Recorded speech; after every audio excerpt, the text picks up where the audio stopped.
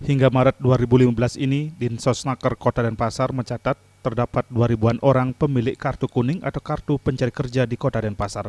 Dari 2.000-an orang tersebut, sebagian besar tamatan SMA, kemudian di tempat kedua ditempati kalangan terdidik yakni S1 dan terakhir SMP.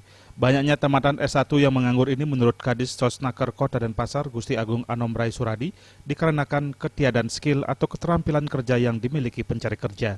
Padahal perusahaan dewasa ini tidak hanya melihat kualifikasi seseorang dari ijazahnya saja, namun juga lebih dicari adalah keterampilan kerja yang dimiliki si pencari kerja. Agar tidak menjadi pengangguran terdidik, Anom Suradi berpesan kepada generasi muda agar membekali diri dengan berbagai keterampilan kerja seperti kemampuan IT, bahasa asing, dan kemampuan teknis lainnya, di samping memiliki ijazah agar bisa memenangkan persaingan. Ya, pencari kerja sampai akhir Maret ini di atas 2.000-an yang terdaftar yang punya cari kartu kuning. Itu sebagian besar adalah mungkin 300-an lebih itu dari S1, yang keduanya dari SLTA yang paling banyak, selebihnya adalah diploma-diploma. Dari mereka kan, sedangkan dari perusahaan kan untuk yang sudah punya keterampilan, ya mungkin S1 itu belum punya keterampilan banyak kan.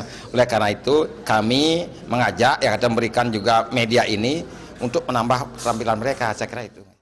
Untuk menekan pengangguran, Dinsosnaker Kota Denpasar pun secara rutin menggelar berbagai pelatihan keterampilan kerja untuk membekali pencari kerja dengan skill yang dibutuhkan dunia usaha. Riasa dan Saputra, Bali TV.